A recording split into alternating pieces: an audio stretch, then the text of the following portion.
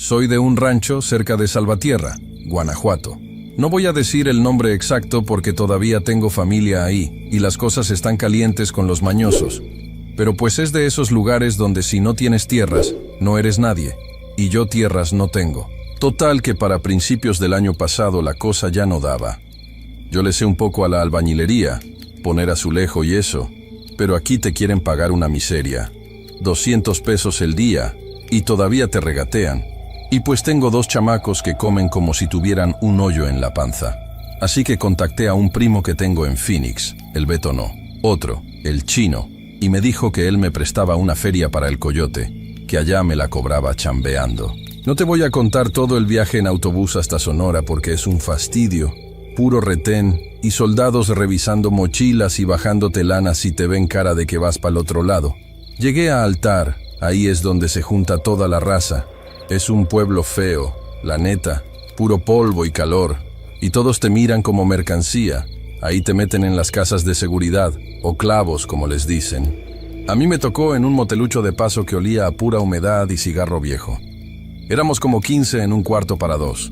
Ahí fue donde conocí al tal Marcial. Marcial no tenía nada de especial. Te lo juro por mis hijos que si me pones una foto de él ahorita, igual y batallo para reconocerlo bien, pero me acuerdo de su voz. Era un vato flaco, moreno, de esos que se ven curtidos por el sol.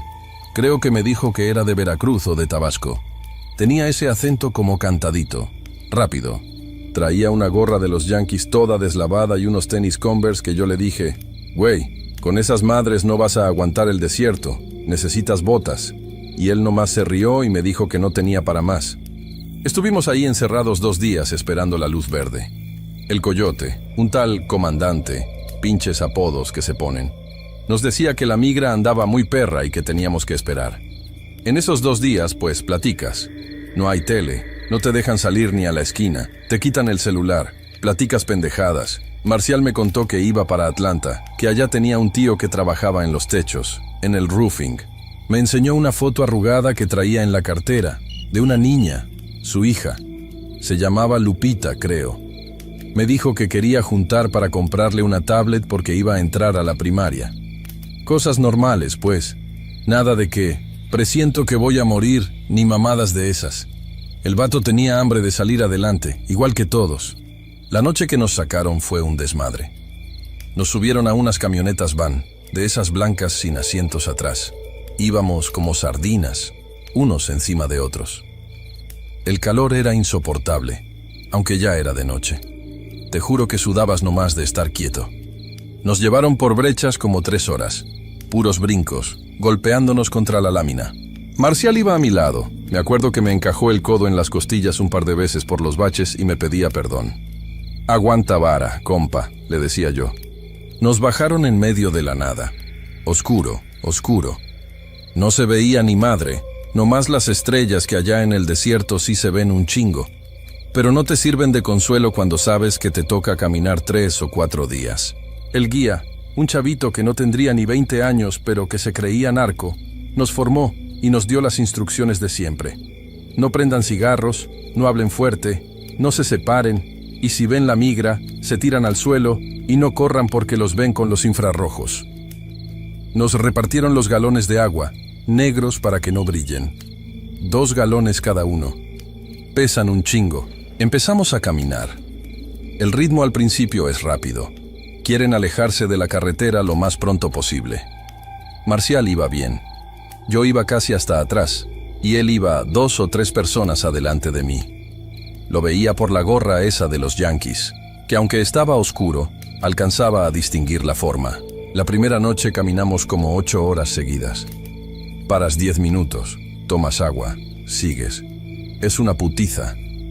Las piernas te empiezan a temblar. El aire es seco, te raspa la garganta. Marcial se acercó en un descanso. Me ofreció un chicle. ¿Cómo vas, paisa?, me preguntó. Ahí la llevo, le dije. ¿Y tú? Los tenis, ¿qué pedo? Ya me sacaron ampolla, pero ni pedo. Ya estamos aquí. Se le veía animado, cansado pero animado. Cuando amaneció nos escondimos en un arroyo seco, debajo de unos matorrales y unas lonas de camuflaje que traían los guías. Ahí tienes que dormir como puedas, hecho bola entre las piedras y las espinas, con el sol pegando arriba que sientes que te cocina aunque estés en la sombra. Ese día hizo un calor de la chingada, fácil unos 40 grados o más. El agua se calienta y sabe a plástico. Te da asco tomarla, pero tienes que hacerlo. Ahí fue donde noté a Marcial un poco raro. Estaba muy callado. O sea, todos estamos callados porque estás cansado, pero él estaba ido. Se quedaba mirando fijamente a una piedra o a una rama. Le pregunté si se sentía mal y me dijo que no, que nomás estaba pensando en su chamaca. Ya mero llego, mija, susurraba. Yo pensé, bueno, es el golpe de calor o el cansancio, a todos nos pega diferente. Yo mismo a veces sentía que escuchaba a mi vieja hablándome. La segunda noche es la peor. Ya traes el cansancio acumulado, los pies destrozados, el cuerpo te duele en partes que no sabías que tenías. Empezamos a caminar y el terreno se puso más feo, mucha subida y bajada, mucha piedra suelta. El guía nos traía en chinga. «Ámonos, ámonos, no se retrasen», gritaba en voz baja pero encabronado. Marcial se empezó a quedar atrás. Yo lo pasé. Le dije, «Pégate, güey, no te quedes». Él me miró y te juro que en sus ojos vi algo raro. No miedo, era como resignación, como si estuviera borracho de sueño. Asintió y apuró el paso. Seguimos caminando. Pasaron horas. El desierto de noche es engañoso. Todo se ve igual. Sombras que parecen gente, cactus que parecen monstruos. Uno entra en un trance. Vas viendo los talones del de adelante y nada más. Tu mundo se reduce a eso. Paso, paso, paso, dolor, paso. En una de esas, el grupo se estiró mucho. Yo iba pensando en mis deudas, en la casa, tratando de no pensar en la sed. De repente, escuché a Marcial detrás de mí. No lo vi, pero lo escuché. «Espérame tantito, compa. No más tantito». Me giré. Estaba oscuro, pero vi la silueta. Venía renqueando. «No podemos parar, Marcial. El guía nos deja», le dije, sin detenerme, nomás bajando un poco el ritmo. «Sí, ahí voy. Nomás que me pesa mucho. Tira el agua si quieres, ya falta menos». Le mentí, faltaba un chingo. Seguí caminando. Escuchaba sus pasos. Arrastraba los pies. Shh, shh, shh, shh. Ese sonido me ponía nervioso porque hacía ruido, pero me consolaba saber que venía ahí. Le fui platicando cosas para que no se durmiera. Le dije, «Oye, ¿y tu tío sabe que vas a llegar hoy? ¿Te va a mandar la troca?» Escuché que me contestó, «Sí, ahí está». Su voz sonaba seca, rasposa, pero me contestó. Te lo juro por mi vida que me contestó.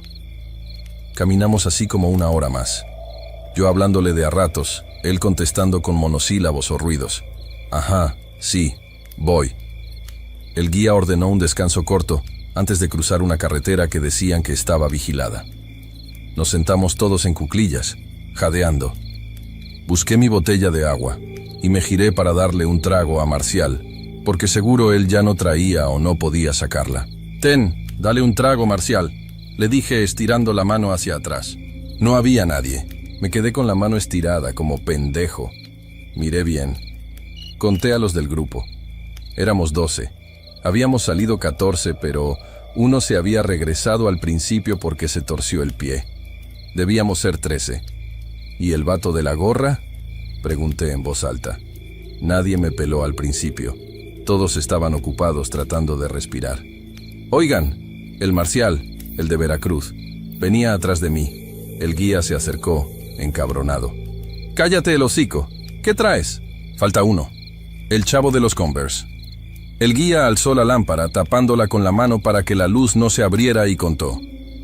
1, 2, 3, 10, 12. Se quedó callado un segundo. «¿Dónde lo viste la última vez?», me preguntó, ya no tan bravo, sino preocupado porque un perdido es pedo para ellos, a veces. O les vale madre, depende. Venía aquí atrás de mí. Veníamos platicando hace 10 minutos, me contestó. Uno de los otros, un señor ya grande de Michoacán, se me quedó viendo raro. «¿De qué hablas, pariente? Tú vienes solo desde que bajamos la loma esa de las piedras». No mames, si yo le venía diciendo de su tío. Yo te oí hablando solo, dijo otro chavo. Pensé que venías rezando o que traías audífonos, qué sé yo. Pero nadie venía atrás de ti. Tú eras el último. Sentí un frío que me recorrió toda la espalda, y eso que estaba sudando. No. Él me dijo, ahí voy. Yo escuché sus pasos. Arrastraba los pies. El guía escupió al suelo. Se quedó. Si no está aquí, se quedó. Hay que buscarlo. No puede estar lejos, le dije parándome. Siéntate, me empujó el guía. No vamos a regresar. Si se quedó, ya mamó. O lo agarra la migra o se muere. No vamos a arriesgar a todos por un pendejo que no aguanta. Pero venía aquí, insistí, pero ya con menos fuerza, porque la duda se me metió en la cabeza. ¿Cuándo fue la última vez que lo vi de verdad? Me puse a hacer memoria, ahí sentado en la tierra caliente. Me acordé de cuando le ofrecí agua. No, ahí no estaba. Me acordé de cuando subimos la loma. Tampoco. La última vez que lo vi físicamente, que lo toqué, fue cuando le dije que se pegara, horas atrás. Pero yo lo había escuchado. Había escuchado sus pasos. Shh, shh. Había escuchado su respiración cansada. «Vámonos», dijo el guía. «Pero, ¿vámonos a la verga o te quedas tú también?» Nos levantamos. Yo me quedé mirando hacia la oscuridad, hacia atrás. El desierto es un mar negro de noche. No se ve fin. Grité bajito. «Marcial». Nada. Solo el viento moviendo los matorrales secos. Tuve que seguir. No te puedes quedar. El instinto de supervivencia es cabrón, más fuerte que la lástima. Llegamos a Phoenix 2 días después. El resto del viaje fue un borrón. Yo ya no hablaba. Iba cuidándome la espalda todo el tiempo, sintiendo que alguien venía pegado a mí. Cuando llegamos a la casa de seguridad en Phoenix, donde te tienen hasta que pagan el resto de la lana, le pregunté a los otros. «Oigan, neta, ¿nadie vio cuándo se quedó?» Todos negaban. «Yo lo vi en el primer descanso», dijo uno. «Yo lo vi cuando tomamos agua antes de la bajada», dijo otro. Pero nadie recordaba el momento exacto. Nadie lo vio caerse. Nadie lo vio sentarse. Simplemente dejó de estar en la imagen, como cuando editas un video y cortas a un personaje. Pero el audio sigue un ratito más. Lo más cabrón no fue eso. Lo cabrón empezó después. Mi primo el chino pagó, me sacaron y me fui a vivir con él a un departamento por la 35 Avenida. Un lugar de puros paisanos, ruidoso, siempre música de banda y olor a carne asada. Empecé a trabajar a la semana, pegando bloque. Duro el jale, pero pagaban bien. Traté de olvidarlo del desierto. Uno trata de bloquear esas cosas. Pero a las 2 semanas, una noche que mi primo no estaba porque se fue con una morra, estaba yo acostado en el sofá cama de la sala. Todo apagado. Estaba casi dormido cuando escuché el sonido. Shh, shh. Pasos arrastrados. Me desperté de golpe. El corazón se me quería salir. El sonido venía de la cocina. Era piso de linóleo, pero sonaba como si alguien arrastrara tenis viejos sobre arena y piedras. «¿Chino?», pregunté. Nadie contestó. Me levanté. Prendí la luz. Nada. Las cucarachas corriendo, lo normal. Me dije, estás loco, es el cansancio. Me volví a acostar. Apenas cerré los ojos, lo escuché otra vez. Pero más cerca. Justo al lado del sofá. Y luego, una voz. No en mi oído, sino como dentro de mi cabeza, pero sonando afuera. Seca, rasposa, con sed. No me dejes aquí, compa. Me paré gritando. Prendí todas las luces. Pasé la noche en vela, sentado en la banqueta de afuera, fumando hasta que amaneció. Desde entonces, no pasa siempre, pero pasa. A veces estoy en la chamba. Hay ruido de máquinas, sierras, martillazos, y de repente, en un silencio chiquito, escucho el shh, shh detrás de mí. Volteo y no hay nadie, solo mis compañeros jalando. A veces me estoy bañando y siento que alguien está parado del otro lado de la cortina, esperando. Pero lo peor fue hace como un mes.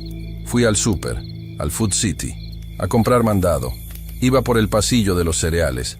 Vi a un vato de espaldas. Traía una gorra de los Yankees deslavada.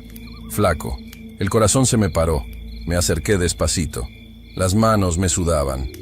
«¿Marcial?», le dije. El vato volteó. No era él. Era un chavo salvadoreño que nada que ver. Me vio con cara de ¿qué pedo trae este loco?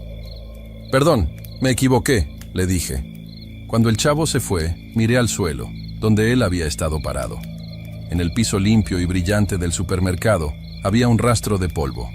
Tierra roja, fina, como la del desierto de Altar, y huellas de unos tenis Converse, arrastrados. Salí de ahí sin comprar nada. He tratado de buscar a su familia. Me acuerdo que dijo que era de Veracruz o Tabasco, pero no sé sus apellidos. No sé si llegó su cuerpo a algún lado. No sé si sigue ahí, caminando en círculos en ese pedazo de infierno. A veces pienso que yo también me morí ahí en el desierto y que esto que estoy viviendo es mentira. Que sigo caminando detrás de alguien creyendo que platico, pero nadie me oye. Pero luego me duele la espalda de cargar cemento y digo, no, sí estoy vivo. El que no sé si está vivo o muerto o atrapado en medio es él. Lo único que sé es que anoche, mientras llovía aquí en Phoenix, escuché que tocaban la puerta del departamento. Suavecito, como con miedo. No abrí. Me quedé quieto, tapándome con la cobija hasta la cabeza como niño chiquito. Porque del otro lado de la puerta escuché clarito. Ya llegué, compa. Dile a mi tío que ya llegué. Y luego, el sonido de alguien que se sienta en el suelo, recargándose en la puerta, y suelta un suspiro largo, largo, como cuando por fin te quitas unos zapatos que te han lastimado por días. Ahí se quedó el silencio. Y yo aquí sigo, sin poder dormir, escribiendo esto para ver si así se va. Pero no creo. Creo que Marcial encontró a la única persona que se acuerda de él, y no me va a soltar.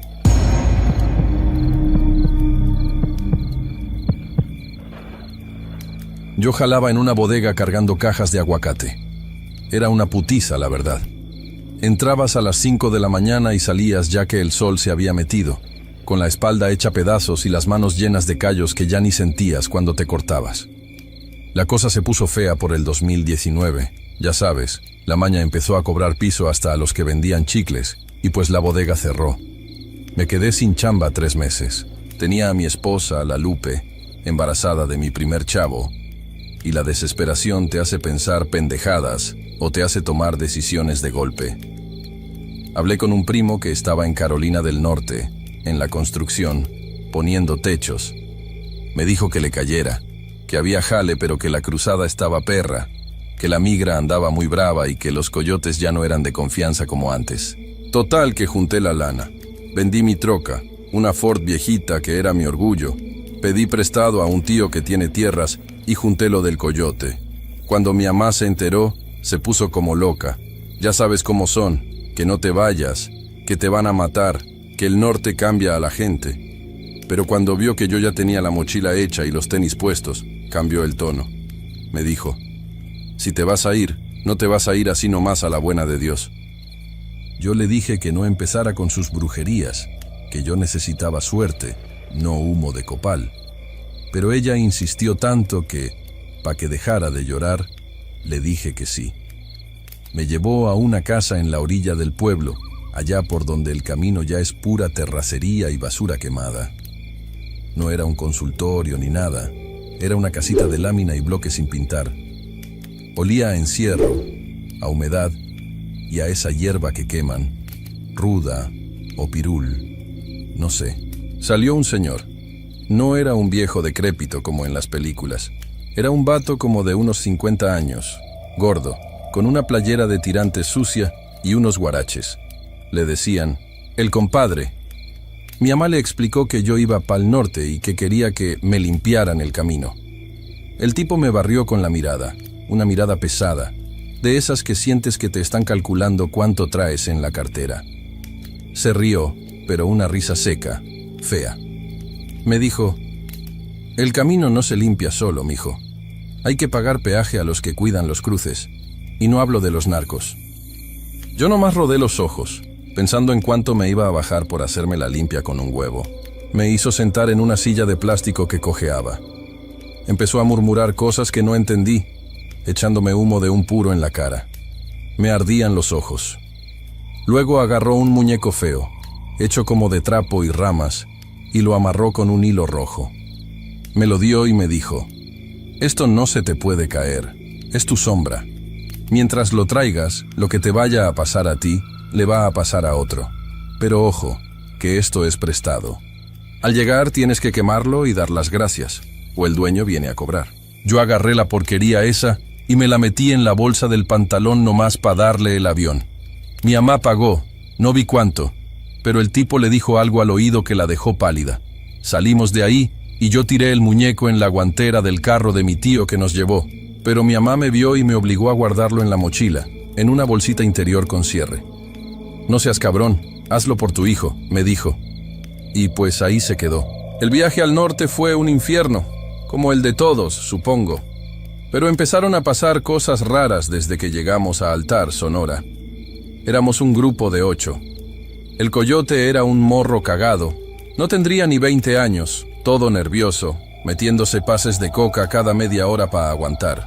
Nos subieron a una van blanca, de esas tipo Econoline, sin asientos atrás. Íbamos todos hechos bola en el piso. La primera cosa fue en la carretera antes de llegar a la línea. Íbamos de noche, sin luces para no llamar la atención. De repente, vimos las luces de la Federal a lo lejos. Venían barriendo la zona. El coyote se paniqueó, quería bajarnos ahí en medio de la nada. Yo estaba pegado a la puerta corrediza. Justo cuando la patrulla estaba por alcanzarnos, literal a unos 100 metros, la van dio un jalón y se apagó, pero se fue rodando solita hacia una bajada de tierra, un desnivel que no se veía. Quedamos ocultos por puros matorrales secos. La patrulla pasó zumbando. Los otros vatos estaban rezando, temblando de miedo. Yo sentí un frío bien culero en la pierna, justo donde traía el muñeco ese en la mochila recargada. Pensé que era el aire acondicionado, pero la van no traía aire. Llegamos al punto de cruce a pie. Caminamos 2 días por el desierto. El sol te parte la cabeza, sientes que te hierve el cerebro. Se te acaba el agua y empiezas a ver cosas. Hubo un momento, ya cruzando, que la migra nos cayó. Fue un desmadre. Escuchamos el helicóptero y luego las cuatrimotos. Corrimos como animales. Yo iba con un chavo de Guerrero, el Beto, un buen muchacho. Traía fotos de su novia y nos las enseñaba a cada rato. Íbamos casi hombro con hombro. De la nada, yo me tropecé con una raíz, pero fue un tropezón feo. Caí de boca y me raspé todo el brazo. Me quedé tirado un segundo recuperando el aire detrás de una biznaga gigante. El Beto siguió corriendo. Ni se fijó. En ese segundo, justo en ese segundo, salió un agente de la migra de quién sabe dónde y tacleó al Beto. Lo vi clarito. El agente ni volteó a donde yo estaba, y eso que yo estaba haciendo ruido respirando como toro. El Beto gritaba mi nombre: «Ayúdame, güey, no me dejes». Pero yo me quedé paralizado. Sentí otra vez ese frío en la bolsa y una sensación rara en el pecho, como de alivio pero mezclado con asco. Me quedé ahí tirado hasta que se lo llevaron. El coyote nos juntó a los que quedamos media hora después. Éramos nomás 4. Yo no dije nada del Beto. La tercera fue ya casi llegando a Phoenix, donde nos iban a recoger. Íbamos en otra camioneta, una pick-up, escondidos bajo unas lonas con material de construcción. Nos pararon en un retén. Yo dije: ya valió madre. Sentía el corazón en la garganta. El oficial gringo empezó a picar la lona con una vara. Yo estaba en la orilla. Sentí la vara pegarle a la bota del vato que iba a mi lado. Un señor ya grande. El señor hizo un gemido casi nada, pero se oyó. El gringo gritó algo y jaló la lona. Justo en ese momento, pero te lo juro por mi hijo que no ha nacido, se oyó un estruendo horrible en la carretera, en el carril contrario. Un tráiler se había llevado un carro. Fue un choque brutal. Los policías del retén salieron corriendo a ver el accidente. El coyote, que iba manejando, aprovechó el caos, aceleró y nos sacó de ahí. Al señor que iba a mi lado le dio un infarto ahí mismo en la caja de la camioneta del susto o no sé. Llegamos a la casa de seguridad con el señor ya frío. Lo bajaron y no supe qué hicieron con el cuerpo. Yo nomás quería largarme de ahí. Llegué a Carolina del Norte 3 semanas después. Estaba flaco, quemado y con una culpa que no me dejaba ni comer. Pero llegué. Conseguí el jale con mi primo. Ganaba bien, mandaba dólares a Michoacán. Mi esposa estaba contenta Mi mamá rezaba agradeciendo. Todo bien, pero se me olvidó el pinche muñeco. Con el ajetreo, la mochila la aventé en el closet del cuarto que rentaba con otros 3 paisanos y ahí se quedó, con la ropa sucia y las cosas que no usaba. Se me olvidó quemarlo. Se me olvidó pagar. Empezó como a los 2 meses de estar allá. Yo estaba durmiendo y empecé a soñar lo mismo cada noche. No era una pesadilla de monstruos. Era un cuarto oscuro, con piso de tierra. En medio había un altar, pero no de santos. Era una mesa de madera podrida llena de veladoras, pero todas estaban apagadas. Olía a cera rancia y a carne echada a perder. En el sueño, yo trataba de prender las velas, pero mis manos no servían. Estaban como entumidas. Y escuchaba una voz, no la del curandero, sino una voz bajita, como de niño, que me decía: ¿y lo mío? ¿Y lo mío qué? Me despertaba sudando frío, con el corazón a 1000. Mis roomies me decían que gritaba dormido. Bájale a tu pedo, güey, no dejas jetear, me decía el Tonas, uno de los vatos con los que vivía. Yo les decía que era el cansancio, pero luego las cosas se pusieron físicas. En el trabajo, en la obra, me pasaban cosas raras. Martillos que se caían justo donde yo había estado parado un segundo antes. Clavos que se disparaban de la pistola y me rozaban la oreja. Una vez, estaba subiendo un bulto de teja a un segundo piso y la escalera se resbaló. Me caí feo, pero caí sobre un arbusto que amortiguó el golpe. Me levanté sacudido pero entero. El capataz, un gringo mamón, me dijo que tenía la suerte del diablo. Esa noche soñé distinto. Soñé con el Beto, el chavo que agarró la migra. Lo veía en el altar ese, sentado en la mesa, pero tenía la cara borrosa, como si se la hubieran tallado con una lija. Me señalaba y se reía, pero no salía sonido. Y luego la voz de niño otra vez. La cuenta sube, la cuenta sube. Desperté y fui a buscar la mochila. La saqué del fondo del closet. Estaba llena de polvo. Busqué en la bolsita interior. El muñeco no estaba. Revisé todo. Saqué la ropa. Volteé la mochila. Revisé los bolsillos de los pantalones viejos. Nada. El muñeco de ramas y trapo había desaparecido. Pensé que a lo mejor el Tonas o alguno de los otros lo había tirado pensando que era basura. Les pregunté, medio emputado, y me dijeron que ellos no tocaban mis chivas. Me tiraron de loco. Ese fin de semana llamé a mi casa. Hablé con la Lupe. Todo bien con el embarazo. Luego me pasó a mi mamá. Se oía rara, callada. ¿Qué traes, mamá?, le pregunté. Hijo, ¿hiciste lo que te dijo el señor? ¿Lo del encargo? Sentí un hueco en la panza. No le quise decir que lo perdí. Sí, mamá, ya sabes que sí. Mentí. Es que, mijo, fíjate que ayer pasé por la casa de ese señor del compadre. Se murió. Me quedé helado. ¿Cómo que se murió? Sí, lo encontraron en su casa. Dicen que le dio un ataque o algo. Estaba todo... Bueno, dicen que estaba muy feo. Como si se hubiera peleado con alguien, todo rasguñado. Pero lo raro es que dicen que en su mesa tenía una lista de nombres. Y la gente anda asustada. No le dije nada. Colgué rápido inventando que se me acababa la tarjeta. Esa noche no quise dormir. Me quedé viendo la tele en la sala hasta que me venció el sueño. Y ahí estaba otra vez el altar. Pero ahora las velas estaban prendidas. La flama era negra, una cosa que no sé ni explicar. Luz que no alumbraba, nomás se comía la oscuridad. Y en la mesa ya no estaba el Beto. Estaba el señor de la camioneta, el que se murió del infarto. Y al lado de él había un espacio vacío. La voz ya no susurraba. Ahora gritaba, pegada a mi oído. Sentía el aliento caliente y podrido. La protección no fue gratis. Te cobraste 3 vidas por la tuya. Falta el saldo. Me desperté gritando. Tenía marcas en los brazos, rasguños, como de ramas secas, 3 líneas rojas que ardían como chile. Fui al baño a lavarme la cara, y ahí fue cuando me quebré.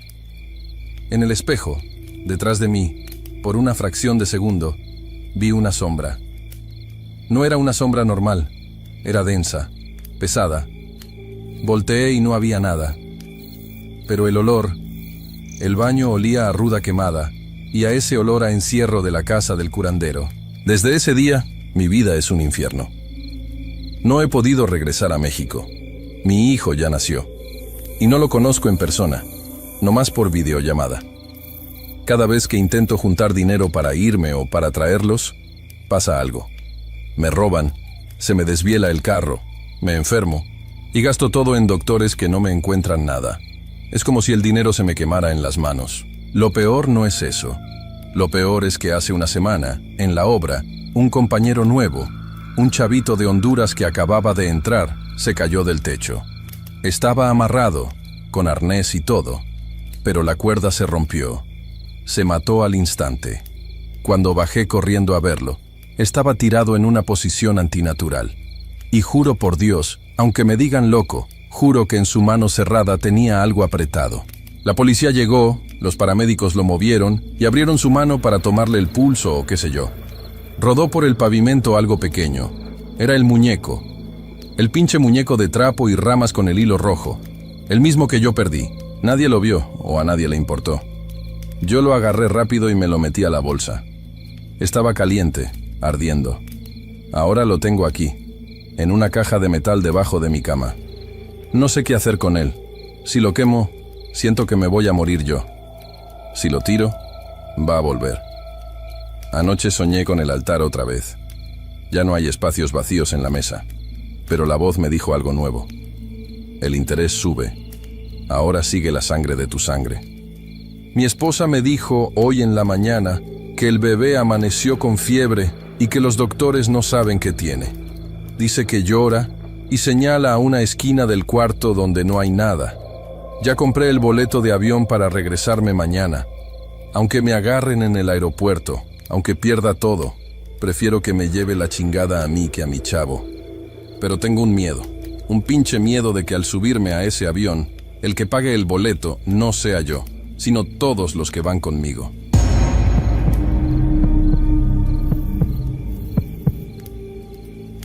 Salimos de Coatzacoalcos un martes.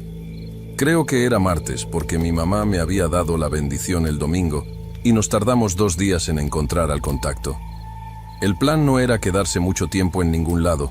Tú sabes cómo es esto. La idea es moverse, subir y cruzar antes de que se ponga más caliente la cosa en la frontera. Éramos un grupo chico, 5 personas nada más. 2 chavos de Honduras que no hablaban casi nada, nomás se miraban entre ellos. Una señora ya grande que iba a buscar a su hijo a Houston, y yo. Y el contacto, un tipo seco, de esos que te miran como si fueras un costal de papas. Algo que hay que cargar y descargar y ya. No te voy a decir exactamente dónde fue porque uno nunca sabe quién escucha y la neta no quiero pedos, pero fue llegando al norte, ya pegado a Tamaulipas, en esos pueblos que parecen fantasmas a mediodía por el calorón que hace. El pollero nos bajó de la camioneta, una Lobo vieja que sonaba como si se fuera a desarmar en cada bache, y nos dijo, aquí se esperan. Era una zona de casas a medio terminar, pura obra negra y monte. De esas colonias donde no hay alumbrado, y las calles son de pura tierra suelta que se te mete hasta en los dientes. La casa, pues era un cajón. No tenía nada de especial. Bloc gris, sin enjarrar, con esas varillas oxidadas saliendo del techo como dedos apuntando al cielo, esperando un segundo piso que nunca le iban a construir. Ventanas tapadas con cartones y plásticos negros por dentro para que no se viera la luz. Nos metieron ahí empujándonos casi, rápido, rápido, no se queden viendo a los lados. Adentro olía a encierro, a sudor viejo, a comida echada a perder y a polvo. Había colchones tirados en el suelo de la sala y en un cuarto. Colchones manchados, de esos de espuma amarilla que ya se deshacen si los tocas mucho. La señora agarró una esquina y se sentó sobre su mochila. No quiso ni tocar el suelo. Yo me tiré en uno de los colchones porque la neta venía molido. Me dolían hasta las pestañas del viaje en la caja de la camioneta.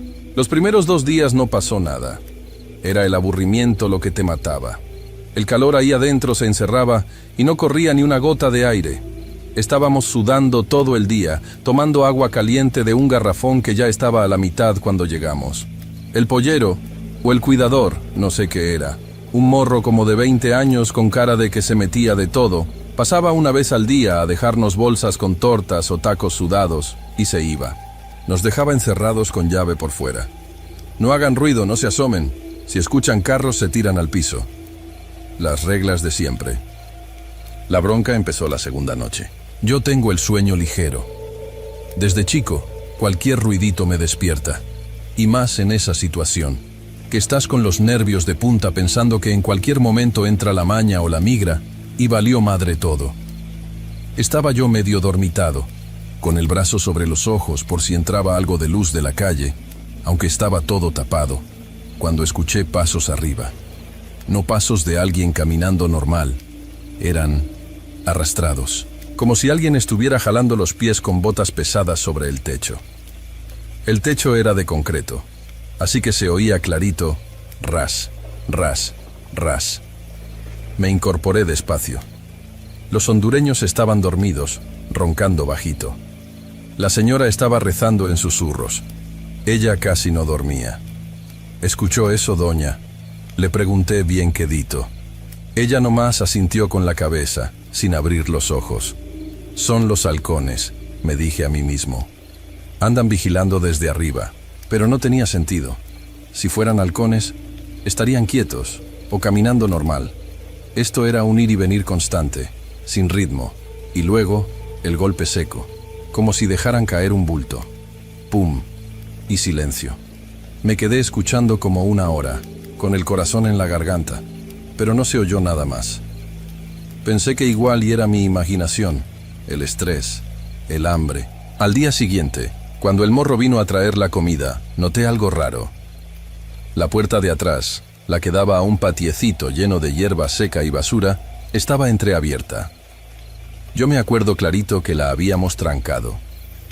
Tenía un pasador oxidado que costaba un huevo mover, y le habíamos puesto una silla atorada por si las dudas. La silla estaba movida y el pasador corrido. Le dije al morro, «Oye, carnal, la puerta amaneció abierta». El tipo ni volteó a verla. Siguió repartiendo las tortas sin mirarnos a la cara. «Ustedes no la abran y ya. No estén chingando. No fuimos nosotros, güey. Estábamos dormidos. Además, se oye un desmadre en el techo en la noche». Ahí sí se detuvo. Se quedó quieto un segundo, con la mano en la bolsa de las tortas. Me miró y te juro que vi algo en sus ojos. No era enojo, era fastidio, como resignación. «No le hagan caso», dijo seco, «y no se salgan de los colchones en la noche. Meen en la botella si tienen ganas, pero no anden caminando por la casa a oscuras». Se dio la media vuelta y se fue, cerrando la puerta principal con doble llave. Esa tarde, uno de los hondureños, el más flaco, empezó a hablar. Hasta ese momento no había dicho ni pío. Se llamaba Marco. Se acercó a donde yo estaba comiendo y se sentó en el suelo. «Ese vato sabe qué pedo», me dijo con un acento bien marcado. «¿De qué hablas?» «De esta casa. Se siente pesada». Yo me reí, más por nervios que por otra cosa. «No empieces con mamilas de fantasmas, güey. Ya tenemos bastantes problemas reales como para inventarnos cosas». «No son fantasmas, compa. Es la vibra. Mi abuela decía que las paredes guardan cosas, y este vato», señaló hacia la puerta por donde se fue el cuidador. «Ese vato sabe que aquí pasó algo culebra. En la noche, el calor estaba insoportable. Nos quedamos en calzones casi todos, abanicándonos con cartones. Marco, el hondureño, no se dormía. Estaba sentado abrazando sus rodillas, mirando hacia el pasillo que daba a la cocina y al patio. «Me contaron una vez», dijo de la nada, con la voz bien bajita para que la señora no oyera, «que en estas casas de seguridad, cuando se les calienta la plaza, o cuando los familiares no pagan el rescate rápido, a veces dejan a la gente ahí». «Cállate el hocico», le dije. «No, neta. Los dejan amarrados, esperando un transporte que nunca llega, o esperando que el jefe dé la orden de qué hacer con ellos, y a veces se les olvidan, o tienen que huir en chinga y los dejan ahí, encerrados, sin agua, sin comida, con el calorón». Sentí un escalofrío, y eso que estábamos a 30 y tantos grados. ¿Y eso qué tiene que ver? Que aquí huele a eso, huele a miedo viejo. Esa noche tratamos de dormir todos juntos en la sala. Nadie quiso irse al cuartito del fondo. Acomodamos los colchones pegados uno con otro. Éramos 5 extraños pegados por el miedo, sudando juntos. Dieron las 2 o 3 de la mañana. Yo sé la hora porque se escuchaban los perros de la colonia ladrando a lo lejos y luego callándose de golpe, como si algo los hubiera asustado. Empezó otra vez. El ruido en el techo. Ras, ras, pero ahora era más rápido. Como si alguien estuviera corriendo en 4 patas, de una esquina a otra. Y luego, silencio. Estábamos todos despiertos. Nadie decía nada, pero sentía cómo se tensaban los cuerpos de los demás en los colchones. La señora estaba temblando.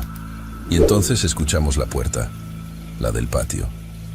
El rechinido del metal oxidado. Y... ¡ksh! Alguien la estaba abriendo. Despacio. Muy despacio. Yo estaba paralizado. Mi mente me decía, es la maña, ya vinieron por nosotros, o es la migra. Pero si fuera la maña, hubieran entrado pateando la puerta, gritando, con las lámparas. Nadie gritó. No había luces. Estaba todo en una penumbra grisosa, porque se colaba un hilito de luz de luna por una rendija del cartón en la ventana. Escuchamos pasos en la cocina. Pero no eran pasos de botas. No sonaba tac-tac. Sonaba como piel pegándose al piso de cemento pulido.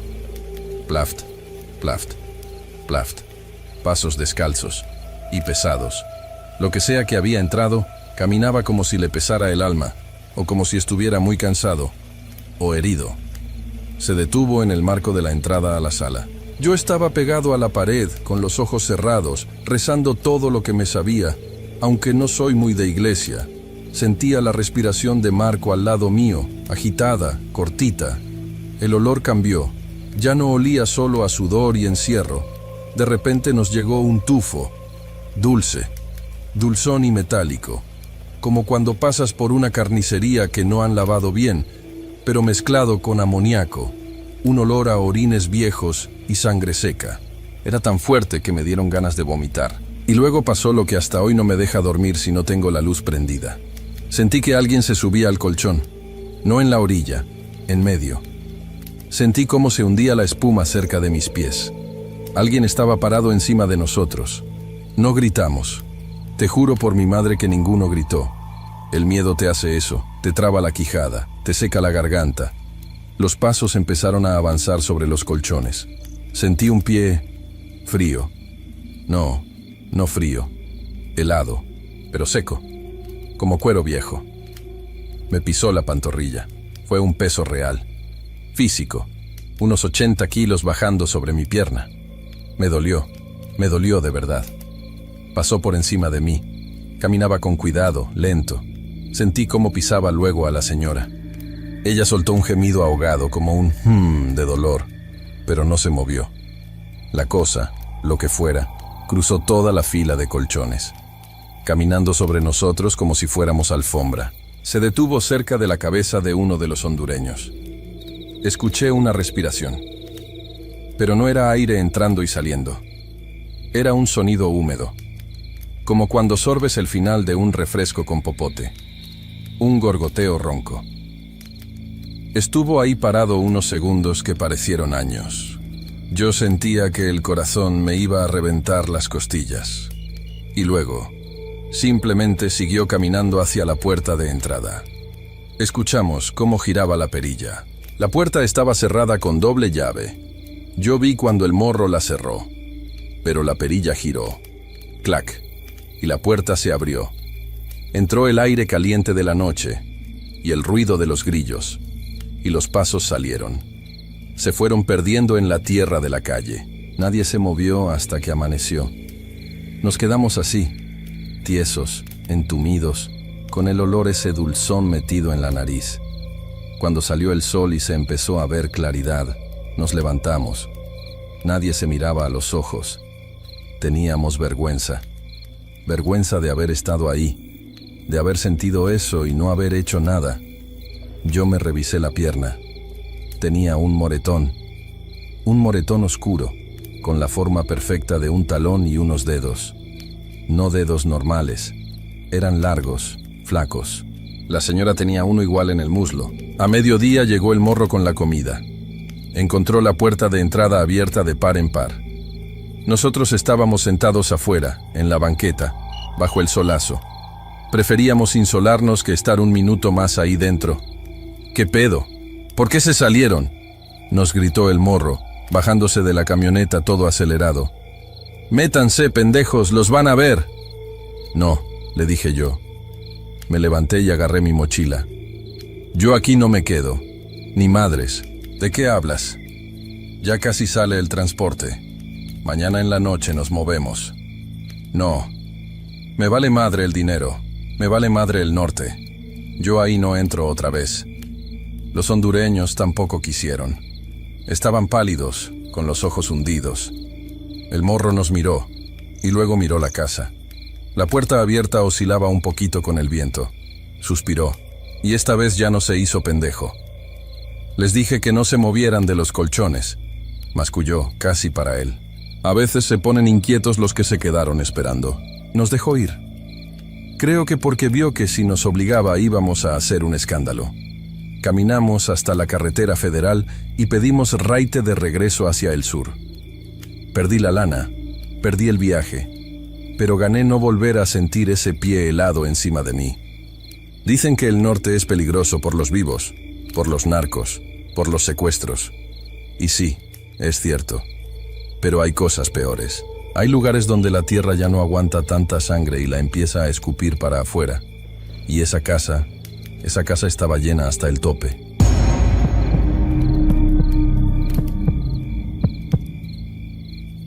Yo tenía mi chamba en Uruapan, ahí con un tío que tiene huertas de aguacate, pero no de los pesados, de los que apenas sacan para irla llevando. Yo le manejaba una camioneta vieja, una Ford del 98, que tragaba gasolina como si fuera agua bendita. Y mi jale era llevar a los cortadores y luego bajar las cajas al empaque. No ganaba mal, ¿para qué te miento? Pero tampoco daba para construir la casa que le había prometido a la Lupe. Llevábamos 3 años juntados y seguíamos viviendo en un cuarto que nos prestaba mi suegra, con techo de lámina que sonaba como metralleta cuando llovía. Y luego nació el niño, el Toñito, y se complicó la cosa porque nació con un problema en los pulmones, y los doctores pedían estudios y medicinas, y yo sentía que cada billete que ganaba ya lo debía desde antes de cobrarlo. Fue el Beto, un compa de la secundaria, el que me metió la idea. Él ya había ido 2 veces pa'l norte, a Carolina, y regresaba con trocas chingonas y ropa de marca, invitando las caguamas en la plaza. Me dijo, güey, vente, allá en la construcción se gana en 1 hora lo que aquí sacas en 2 días. Y pues uno es pendejo y se deslumbra. Vendí la moto que tenía.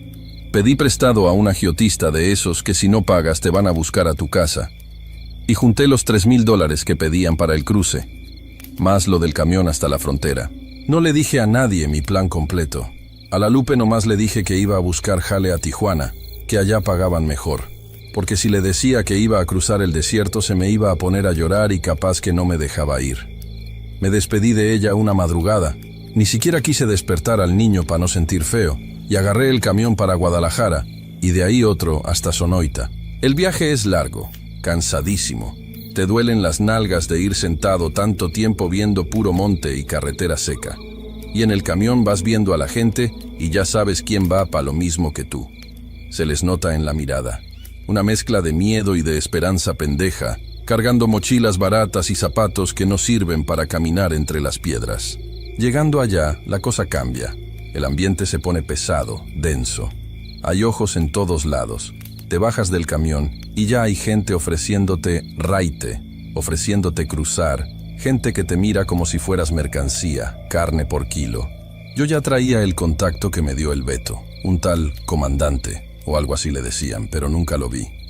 Me recibió un chavito, no tendría ni 20 años, flaco, con cara de drogadicto, que me llevó a una casa de seguridad en las afueras. El Clavo, le decían. Esa casa olía a culo, con perdón de la palabra, a sudor viejo, a patas, a frijoles rancios. Había como 30 personas metidas en 2 cuartos, tirados en colchonetas sucias. Hombres, mujeres, hasta 2 niños vi por ahí. Nadie hablaba mucho. Y si hablabas, era en susurros, como si las paredes oyeran. Ahí fue donde nos dieron la primera regla, la más importante según el guía que llegó en la noche. Era un tipo chaparro, moreno, con una cicatriz en la ceja y botas militares. No se presentó, nomás entró pateando la puerta y dijo: «A ver, bola de cabrones, escuchen bien. Aquí nadie tiene nombre. Aquí no me importa si te llamas Juan, Pedro o el Papa Francisco. Aquí son números o apodos. Si alguien pregunta, se inventan uno. No quiero identificaciones, no quiero papeles, y no quiero que anden gritando sus nombres reales allá afuera. La migra agarra a uno y si sabe cómo se llaman los demás, nos chingan a todos. Y peor, si nos topamos con los bajadores, los que secuestran migrantes, si saben quiénes son y de dónde vienen, le hablan a su familia para pedir rescate, así que calladitos». Yo me puse el gato. Se me ocurrió ahí de pronto, porque de chiquito tenía los ojos medio claros, aunque ya con el sol se me pusieron cafés. Nadie me preguntó más. Éramos el gato, el gordo, la flaca, el chino, puros fantasmas sin historia. Nos quitaron los celulares, les sacaron los chips y las baterías, y los metieron en una bolsa de plástico. «Se los doy llegando a Phoenix», dijo el guía. Salimos 2 días después, en la madrugada. Nos subieron a unas camionetas van, de esas viejas sin asientos atrás. Íbamos como sardinas, rebotando por caminos de terracería que te sacaban el aire con cada bache. Fueron horas de dar vueltas, yo creo que para desorientarnos o para esquivar los retenes de los federales. Cuando por fin pararon, ya no se veía ninguna luz de ciudad. Puro desierto, oscuro, inmenso. El cielo estaba retacado de estrellas. Eso sí, bonito si no fuera porque te estabas jugando la vida. Hacía un frío que calaba los huesos, aunque sabías que en unas horas el sol te iba a querer matar. El grupo éramos como 12. El guía iba adelante y traía 2 burreros con él, chavos que cargaban galones de agua extra y mochilas con comida, pero esa no era para nosotros, era para ellos. Nosotros traíamos lo nuestro, 2 galones de agua pintados de negro mate para que no brillaran con la luna o las lámparas de los helicópteros, unas latas de atún, galletas saladas y suero. Empezamos a caminar. Al principio vas con adrenalina, pensando en llegar, en los dólares, en la casa, pero el desierto te baja los humos rápido. El suelo es disparejo, lleno de piedras sueltas que te tuercen los tobillos. Y las espinas, no mames. Todo lo que crece ahí tiene espinas.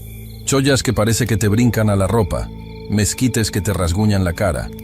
Caminábamos en fila india, rápido, casi trotando. El guía no esperaba a nadie. «El que se queda», nos había dicho. Y se notaba que lo decía en serio.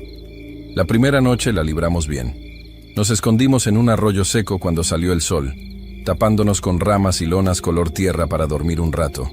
Dormir es un decir, porque el suelo está duro y caliente, y las hormigas y los bichos no te dejan en paz. Además, el miedo no te deja cerrar los ojos bien. Escuchas el zumbido de los drones o de las avionetas y se te frunce todo. Ahí, acostado bajo un mezquite, platiqué un poco con otro vato del grupo, un señor ya grande, de unos 50 años, que decía que iba a ver a sus hijos que no veía hace 10 años. Le decían, el abuelo, buen tipo. Me convidó un pedazo de carne seca. No nos dijimos los nombres, respetamos la regla. La segunda noche fue cuando la cosa se puso fea. Ya traíamos el cansancio acumulado, las piernas pesaban como plomo, y el agua se empezaba a calentar en los galones, sabía a plástico quemado. El guía nos metió por una zona de cerros, pura subida y bajada, piedras filosas que te cortaban las botas. Yo traía unas botas de trabajo baratas que compré en el mercado antes de salir, y ya sentía las ampollas reventadas. El dolor es constante, punzante, pero tienes que seguir porque si te sientas, te mueres, así de fácil. Era la madrugada, calculo yo que como las 3 o 4 de la mañana. El silencio en el desierto es algo que no se puede explicar si no has estado ahí. No es un silencio de paz, es un silencio pesado que te aplasta los oídos. De repente escuchas el viento silbando entre las piedras y parece gente hablando, pero te acostumbras a ignorarlo. Son los nervios, te dices. Íbamos caminando por un llano, una parte más plana pero llena de arbustos. Yo iba más o menos a la mitad de la fila. Delante de mí iba la flaca, una chava de Veracruz, y detrás venía el abuelo. Nadie hablaba. Solo se oía el crujido de las botas en la grava y la respiración agitada de todos. Entonces lo escuché. «Roberto», fue clarito. No fue un grito, ni un susurro lejano. Fue una voz normal, de hombre, como si alguien estuviera parado justo a mi lado, a medio metro de mi oreja derecha. Me paré en seco, tan de golpe que el abuelo casi choca conmigo. Volteé rápido, con el corazón saliéndome por la boca, esperando ver a alguien ahí. Pero no había nadie a mi lado. El desierto estaba vacío a los costados. La fila seguía avanzando unos metros. «¿Qué traes, gato?», me susurró el abuelo, espantado por mi frenón. «Avanza, no te pares». Me quedé helado. Nadie en ese grupo sabía mi nombre. Nadie. Yo era el gato para todos. Ni siquiera al guía le había dado mi credencial, porque la traía escondida en la suela del zapato por si me asaltaban. «¿Me hablaste?», le pregunté al abuelo, con la voz temblorosa. «¿Qué? No, güey, estás loco. Camina, que nos dejan». Me tallé la cara, pensando que el cansancio ya me estaba haciendo alucinar. «Ya estás oyendo cosas, Roberto. Ponte verga», me dije a mí mismo. Di 2 pasos para alcanzar a los otros, tratando de calmarme, tomando un trago de agua tibia. Pero otra vez. «Roberto Carlos, por acá». Esta vez fue más fuerte. Y lo más cabrón no fue que dijeran mi nombre completo, sino el tono. No sonaba amenazante. No era una voz de miedo. Sonaba familiar. Sonaba como cuando un compa te habla en la calle para saludarte. O como cuando mi hermano me hablaba para pedirme una herramienta. Era una voz tranquila, cotidiana, invitándome. Y venía de la derecha, hacia unos matorrales oscuros que estaban como a 10 metros del camino que llevábamos. Sentí un frío que me recorrió la espalda, pero no era frío de temperatura. Era un escalofrío de esos que te erizan los pelos de la nuca. Me giré hacia allá. No se veía nada, solo sombras y las siluetas torcidas de los cactus. «No mames», susurré. El guía que iba más adelante se dio cuenta que nos habíamos detenido y regresó emputado. «¿Qué chingados hacen? Muévanse. ¿Quieren que nos agarren o qué?» «Es que escuché algo», le dije, sin querer decir que escuché mi nombre. «Pues vas a escuchar a la patrulla fronteriza si no mueves las patas. Ándale». Me obligué a caminar. Pero la sensación de que alguien me miraba desde la oscuridad era insoportable. Y mientras avanzaba, la voz siguió. Pero ya no estaba al lado. Ahora se escuchaba un poco más lejos, pero igual de clara, como si la persona estuviera caminando paralela a nosotros, oculta en la negrura. «Roberto, ven, no te vayas por ahí, Roberto Carlos». Me empecé a paniquear. ¿Y si era la migra? ¿Y si tenían micrófonos o sabían quiénes éramos? Pero no tenía lógica. Si fuera la migra, ya nos hubieran echado las luces y los perros encima. No te hablan por tu nombreito para invitarte a salir del camino. Traté de pegarme más a la flaca, casi pisándole los talones. Ella volteó y me vio la cara de espanto. «¿Estás bien?», me susurró. «Oigo que me hablan», le dije bajito. «Alguien me está llamando». «No escuches», me dijo ella muy seria sin burlarse. «El desierto engaña. A veces se oyen a los muertos o a los demonios que quieren que te pierdas. Tú mira la espalda del de adelante y no voltees. Rézale a tu santo y no voltees». Le hice caso. Me puse a rezar un Padre Nuestro en mi mente, una y otra vez, tratando de tapar la voz con mis rezos. Pero la voz seguía, intermitente. A veces pasaban 10 minutos y nada, y luego otra vez: «Roberto, acá, agua. Tengo agua, Roberto». Eso del agua me caló, porque la sed ya era cabrona, pero sabía que era trampa. Tenía que ser trampa. Caminamos así como 2 horas más, hasta que empezó a clarear el cielo. El amanecer en el desierto es bonito pero triste, porque sabes que viene el castigo del sol. Llegamos a una zona donde había unas rocas grandes, como una formación de piedras encimadas que daban buena sombra. El guía dijo que ahí íbamos a descansar el día. Nos dejamos caer al suelo. Yo me quité las botas para ver mis pies y estaban hechos mierda, llenos de sangre y pus. Pero no me importaba tanto como lo de la voz. Me senté apartado, viendo hacia donde habíamos venido. El guía y uno de los burreros andaban revisando el perímetro, buscando si había huellas de otros o basura, porque la basura delata. De repente, el burrero chifló y le hizo señas al guía. Se acercaron a una hondonada que estaba como a unos 50 metros de donde estábamos nosotros, un bajo donde se juntaba el agua cuando llovía, pero que ahorita estaba seco, pura tierra cuarteada. La curiosidad me ganó y me acerqué cojeando junto con el abuelo. Ahí, medio enterrado por la arena y cubierto de ramas secas, había restos de un campamento viejo, botellas de agua tostadas por el sol, de esas que se ponen blancas y quebradizas, mochilas rotas, ropa tirada, ya tiesa y decolorada. Se veía que había pasado otro grupo por ahí. Quizá hacía una semana o unos días, quién sabe. El desierto destruye todo rápido, pero lo que nos llamó la atención fue el olor. Un olor dulzón, penetrante, que te revolvía el estómago. Olor a muerto. El guía, con un palo, levantó una lona azul que estaba semienterrada, y ahí estaba. No voy a dar detalles morbosos, porque no se trata de eso, pero ver un cuerpo en el desierto no se te olvida nunca. Estaba seco. La piel pegada a los huesos, como cuero viejo, de un color grisáceo y negro. La cara ya no tenía facciones. Los ojos y la boca se los habían comido los animales. Llevaba puesto unos jeans y una camisa de cuadros que ya no tenía color.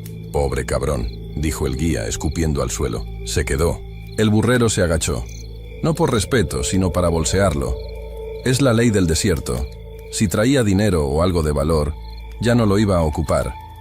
Le revisó los bolsillos del pantalón con asco, usando un trapo. Sacó una cartera vieja, hinchada por la humedad, y luego secada al sol. La abrió y sacó una credencial de elector. La limpió un poco con su dedo para ver la foto. «Mire, compa», le dijo al guía. Era de Michoacán también, como aquel, y me señaló a mí con la cabeza. Yo sentí que las piernas se me hacían de gelatina. Me acerqué, aunque el olor me daban ganas de guacarear. «A ver», dije, estirando la mano. El burrero me pasó la credencial. Estaba sucia, llena de tierra, pero se leía clarito. Nombre: Maldonado Pérez, Roberto Carlos. Se me cayó la credencial de las manos. Sentí como si me hubieran dado un batazo en la nuca. Me quedé viendo la foto. No era yo. Era un vato más gordo, más moreno, con bigote. Pero el nombre era mi nombre completo. Roberto Carlos Maldonado. Bueno, mis apellidos son Maldonado Ruiz, pero el primer apellido y los dos nombres eran idénticos. «¿Qué pedo?», dijo el burrero, viéndome la cara pálida. «¿Lo conocías?». No pude hablar. Tenía la garganta cerrada. Me temblaban las manos tanto que tuve que esconderlas en las bolsas de la chamarra. Esa voz. La voz que escuché en la noche. No me estaba llamando a mí. O a lo mejor sí, pero no sé cómo explicarlo. La voz venía de la dirección donde encontramos esto.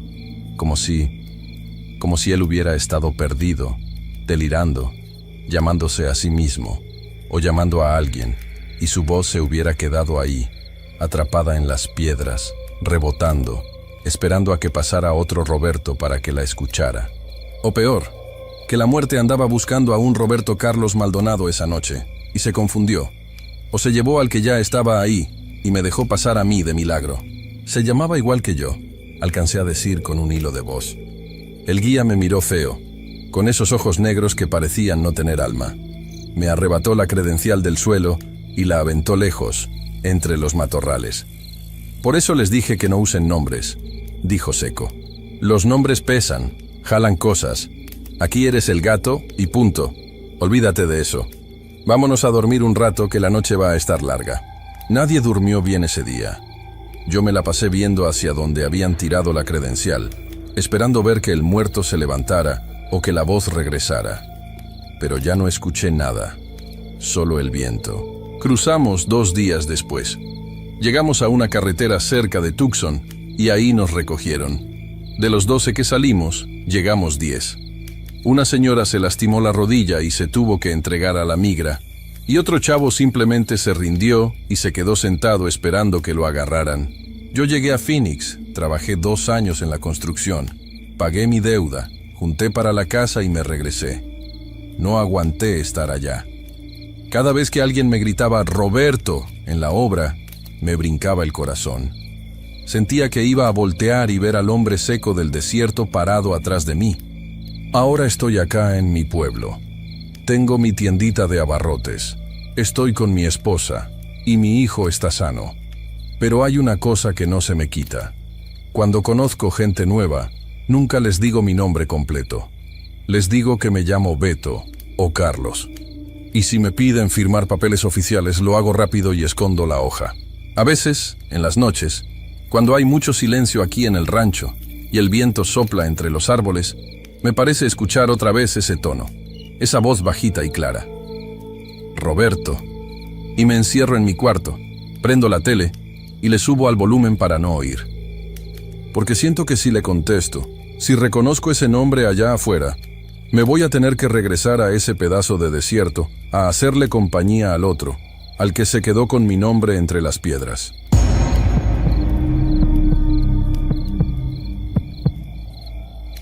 Yo soy de San Luis, de un rancho cerca de Matehuala. Allá la vida pues es lo que es. No hay mucha chamba, y la que hay te pagan una miseria.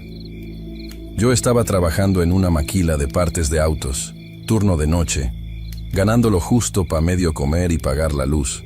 Mi papá había fallecido hacía cosa de 1 año, año y medio tal vez. Cáncer de estómago. Fue feo, rápido, pero feo. Nos dejó con un montón de deudas del hospital porque ya sabes, aquí si no tienes lana te mueres esperando turno en el seguro. Total que yo traía esa presión encima. Mi mamá, mis 2 hermanos chicos, yo era la mayor. La única opción que vi fue irme pa'l norte. Tenía una prima en Houston que me dijo que me recibía, que allá había jale limpiando oficinas o cuidando chamacos, lo que fuera. Junté una feria vendiendo mi moto.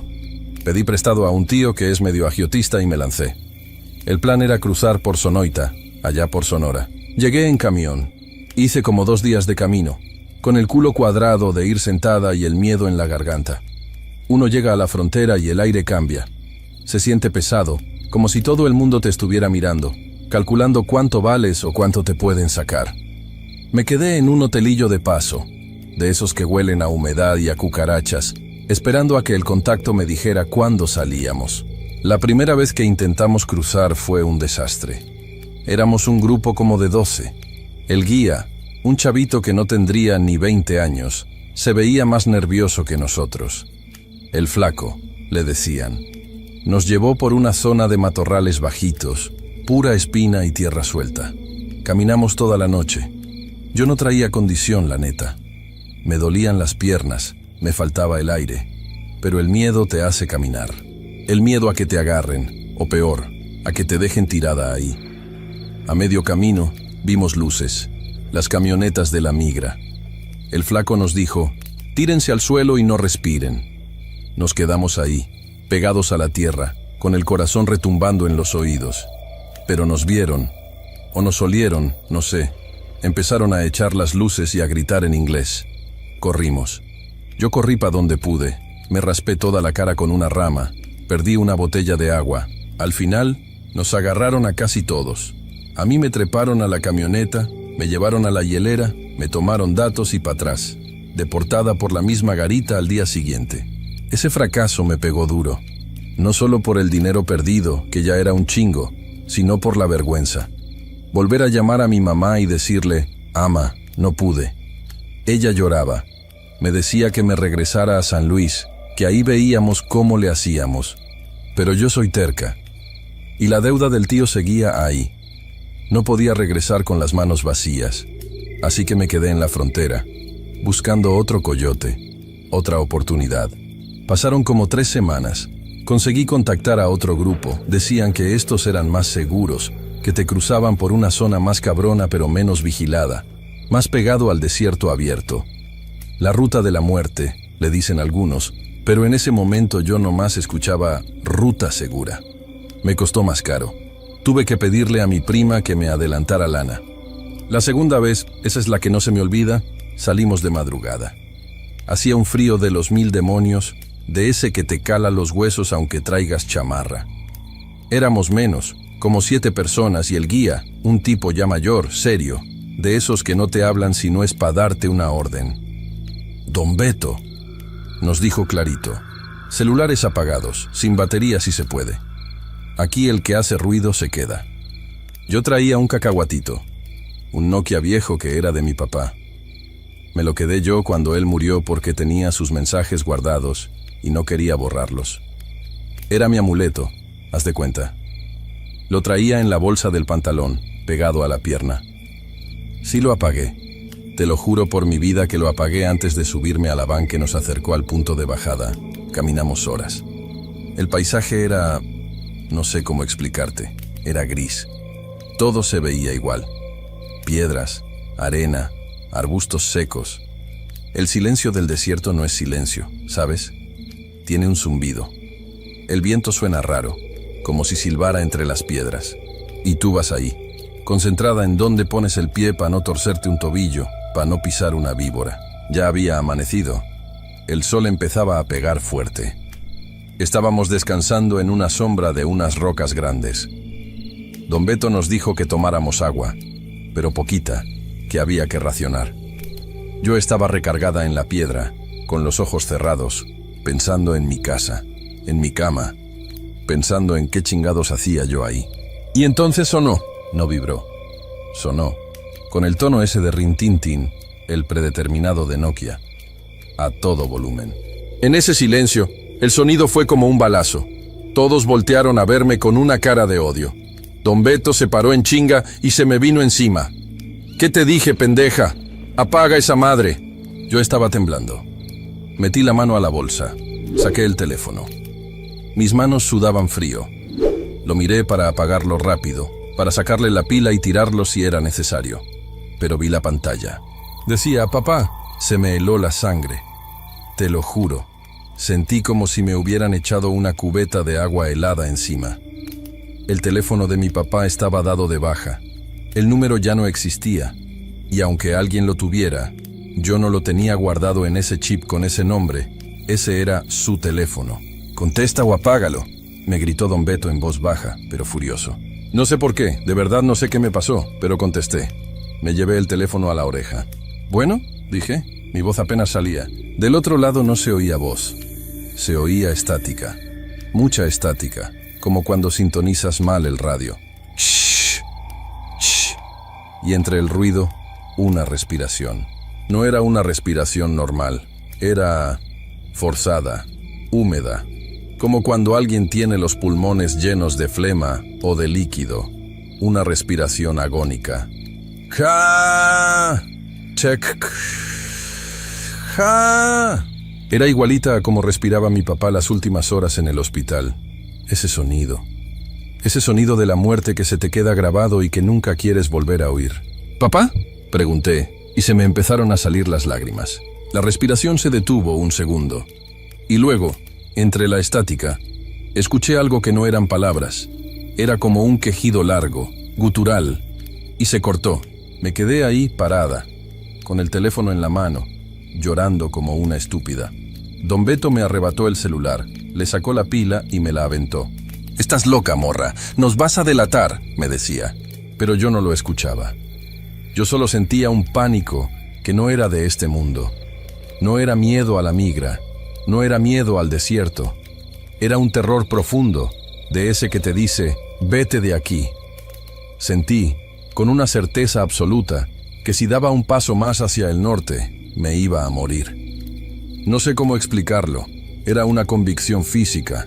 Me dolía la panza, las piernas se me hicieron de trapo. «No puedo», dije. «¿Qué?». Don Beto me miraba como si quisiera golpearme. «No puedo seguir, me voy a regresar». El grupo se me quedó viendo. Un señor me dijo, «No seas tonta, muchacha, ya estamos adentro, falta poco». Pero yo negué con la cabeza. No podía mover los pies hacia adelante. Literalmente mi cuerpo no respondía. Don Beto escupió al suelo. «Haz lo que se te dé tu chingada gana. Si te regresas es pedo tuyo. Nosotros nos vamos. Aquí no esperamos a nadie». Y se fueron. Los vi alejarse entre los matorrales, haciéndose chiquitos. Yo me quedé ahí sentada un rato, con el teléfono desarmado en la mano. Cuando se me pasó un poco el temblor, agarré mis cosas y empecé a caminar de regreso. Fue una estupidez, lo sé. Regresar sola es igual de peligroso o más, pero no me importaba. Solo quería alejarme de ese lugar. Caminé horas hacia el sur, guiándome por el sol, rezando lo que me sabía. Tuve suerte, mucha suerte. Me encontró una patrulla fronteriza gringa antes de que se hiciera de noche. Me vieron caminando como zombi por una brecha. Me procesaron otra vez. Me interrogaron más duro esta vez porque andaba sola. Pensaron que era mula o algo así. Les dije que me había perdido del grupo. No les dije de la llamada. ¿Pa' qué? Me iban a mandar al loquero. Cuando me deportaron a Nogales, estaba deshecha, física y mentalmente. Me sentía la peor fracasada del mundo. Había tirado el dinero, la oportunidad y todo ¿por qué? ¿Por una alucinación? ¿Por el estrés? Me senté en la banqueta afuera de la oficina de migración mexicana y prendí el teléfono. Nada.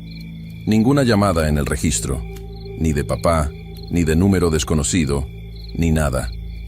La última llamada registrada era de mi prima, 3 días antes. Pensé que me estaba volviendo loca. De verdad lo pensé. Que el calor y la sed me habían tostado el cerebro. Me quedé en Nogales trabajando 2 semanas en una fonda, lavando platos, nomás para juntar para el pasaje de regreso a San Luis, o para intentarlo otra vez, porque la necesidad es cabrona, y el hambre no te deja pensar en fantasmas. Conocí a una chava ahí, la Marisol, que también andaba queriendo cruzar. Nos hicimos compas. Ella ya tenía un contacto seguro para cruzar por el lado de Ojinaga, en Chihuahua. Me convenció. Ándale, flaca, esta es la buena. Mi tío conoce al mero mero de allá, me decía. Y pues, la tercera es la vencida, ¿no? Acepté. Me moví a Ojinaga con ella. El cruce por Ojinaga fue diferente. Cruzamos el río Bravo en una lancha de hule a medianoche. El agua estaba helada, negra como boca de lobo. Luego caminamos por el desierto de Texas. Fue durísimo. Caminamos 3 días. Se nos acabó el agua el último día. Yo ya alucinaba con Coca-Colas con hielo. Pero cruzamos. Llegamos a una carretera cerca de Marfa. Ahí nos recogió una camioneta y nos llevó a una casa de seguridad en Dallas. Cuando por fin estuve segura, bañada y con comida en la panza, pedí un teléfono prestado para hablar a mi casa. No quería prender el mío, le agarré coraje. Me contestó mi mamá. Se soltó a llorar en cuanto oyó mi voz. «Hija, bendito sea Dios. Pensé que te había pasado algo». Gritaba y lloraba al mismo tiempo. Hablamos un rato. Le dije que ya estaba bien, que ya iba camino con mi prima. Y entonces, mi mamá se puso seria. Su voz cambió. «Mija, tengo que contarte algo», me dijo. Se oía asustada. Hace unas semanas, fue un martes. Sí, un martes 14. Me desperté de golpe en la madrugada. Sentí una angustia, Rocío, una cosa horrible en el pecho. Soñé con tu papá. Se me erizó la piel. El martes 14 había sido el día de mi segundo intento. El día de la llamada. ¿Qué soñaste, amá?, le pregunté, sintiendo un nudo en la garganta. Soñé que te veía caminando en un lugar lleno de piedras, y veía una sombra negra, grande, que te iba siguiendo. Tu papá estaba ahí, a mi lado, pero se veía triste, mija. Y yo le gritaba, «Toño, ayúdala, no dejes que se la lleven». Me desperté sudando. Eran las 3 de la tarde tuyas, más o menos, no sé. Era de día. Me levanté corriendo y prendí la veladora del altar. Agarré la foto de tu papá, esa donde están ustedes dos en la feria, ¿te acuerdas? Y le recé. Le dije, «Viejo, por lo que más quieras deténla, que no siga. Si sigue por ahí se me muere. Impídele el paso. Asústala si tienes que asustarla, pero que no siga». Me quedé callada. El teléfono se sentía pesado en mi mano. Calculé la hora en que mi mamá prendió la vela y le pidió a mi papá que me detuviera, aunque fuera asustándome. Coincidía casi exacto con el momento en que sonó mi teléfono en el desierto. Con el momento en que escuché su respiración de muerte. «Rocío, ¿estás ahí?», me preguntó mi mamá al ver que no contestaba. Sí, amá, aquí estoy, le dije tragándome el llanto. Gracias. Nunca le conté lo de la llamada. ¿Para qué? Para asustarla más, para que piense que mi papá anda penando. Ella cree que fue el poder de la oración. Y pues, a lo mejor sí. Pero hay una cosa más. Unos meses después, ya establecida en Houston, vi en las noticias en Univisión un reportaje. Habían encontrado una fosa clandestina en el desierto de Sonora, en la ruta que salía de donde yo intenté cruzar la segunda vez. Un grupo de migrantes había sido interceptado por un cartel rival al que controlaba la zona. Los habían...